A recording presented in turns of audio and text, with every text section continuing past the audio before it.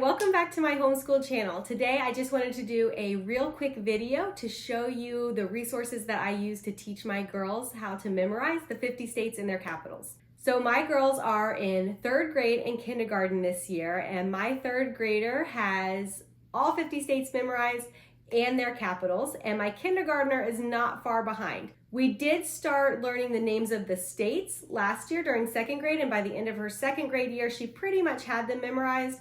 This year, she's got them all down, and she has their capitals to go along with it. So how did we do it? The number one thing that we did was listen to songs. We listened to them on repeat. I found some songs, and we put them on a playlist. We would listen to them in the car, and then we would also prioritize listening to them at least once a week during our morning time on Wednesdays. I haven't really talked about our morning time and our structure, and I hope to do that in another video soon, but on Wednesdays, we kind of make that our USA Day. It's our geography day for the United States. It's our Pledge of Allegiance Day, our patriotic song day.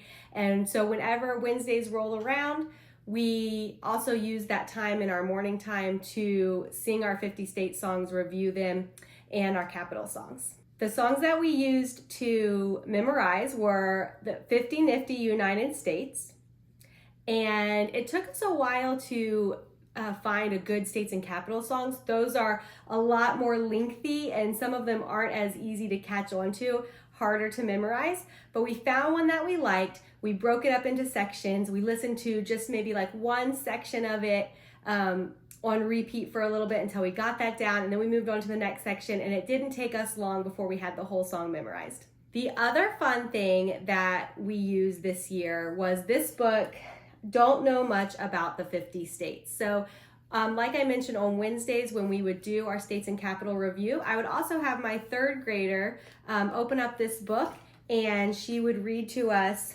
She would pick out a couple of states to do, and she would read the facts about the states, fun facts, information, the capitals. It has a whole bunch of fun stuff in here, pictures and stuff to go along with it. It made it interesting and engaging to put a page and pictures to go along with the names of the states that we were learning and their capitals, and helped us give a little bit more information and background on the states.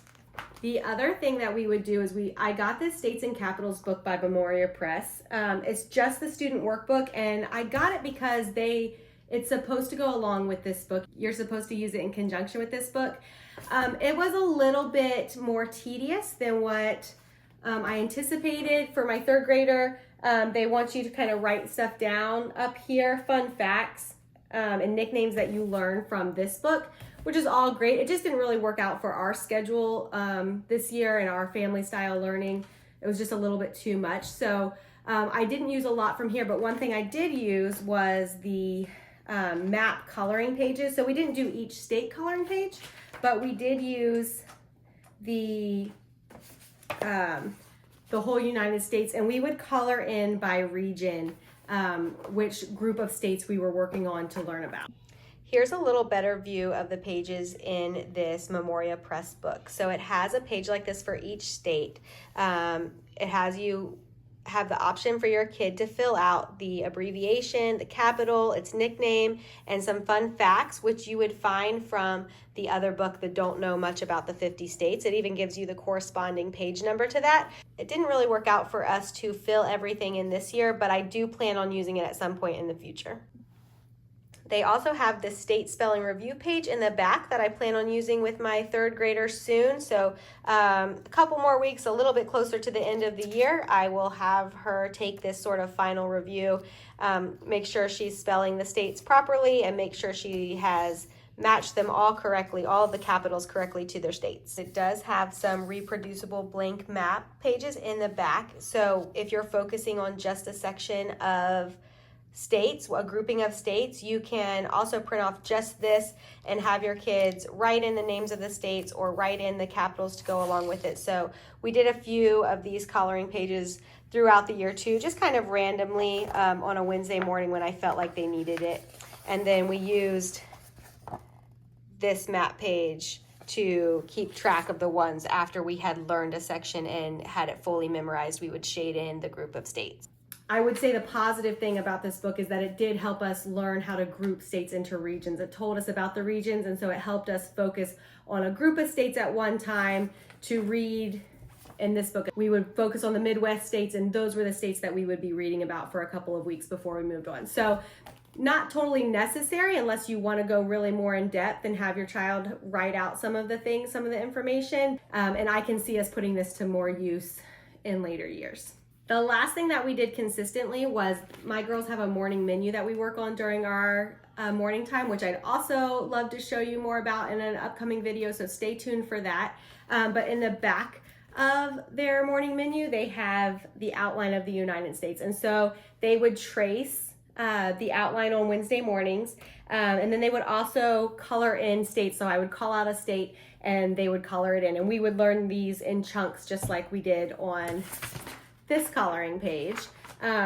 We would do this, or I would just say, hey, point to Virginia, or point to Florida, or point to Texas, or make a dot on these states. And so we use this as just a review and practice every Wednesday. And then we would use a fun puzzle. So this is a great puzzle to review because underneath the piece, it has the name of the capital on it. So you can kind of do like a little review.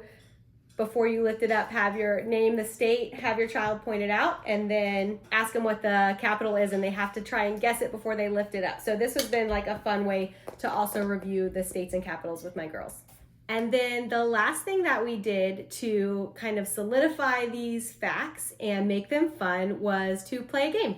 So we found this Race Across the USA game by Scholastic. It's actually super fun. The board lays out as the map of the United States, and then there are question cards, and you have to map a travel plan. You get like 5 cards and you have to visit 5 states, and you have to decide how you're going to get to those 5 states. And then once you get there, in order to earn your card for that state, you have to answer a question about that state before you can move on. And so if you get the question right, you get your point and you can move to your next state. If you get it wrong, then you just stay there and you have to answer another question. So it's a fun little trivia game. So there's a stack of easier questions and then there's a stack of harder questions. So you can decide what fits your family. Some of them are hard for me even. I'm not even sure about them. So I enjoy playing this game with the girls too. And then some of them are easy enough for my kindergartner to answer because it kind of gives the clue on the board itself. So like the picture that they might include on the state might give her the clue to the answer that's on the board. So it's really fun. It spans ages.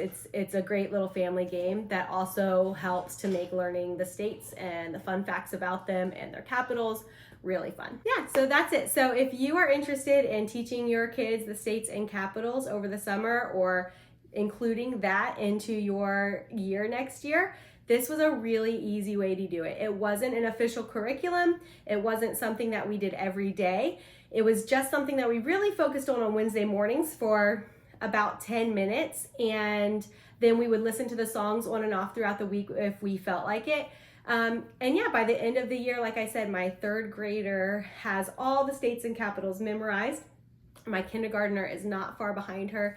And even my preschooler, my 3-year-old, can say quite a few names of states just because she's caught onto the songs and the rhythm. So highly encourage you to just kind of add this in to your morning time. If this was helpful to you, I would love it if you would like and subscribe to my videos. Like I said, I'm going to be making a video soon about our morning basket and our morning time and how we do that. Hopefully that can help with you in your planning for next year if you're already in that planning mode. So please like and subscribe so you can catch those videos. And then also let me know in the comments below how you like to teach your kids their states and capitals or any other resources that you've used, because we're going to continue this into next year. I'm planning on keeping our Wednesday mornings as our USA Day. I'd love to add in a few new things if possible. So if you have any suggestions, I'd love to hear about it in the comments. Thanks guys, have a great day.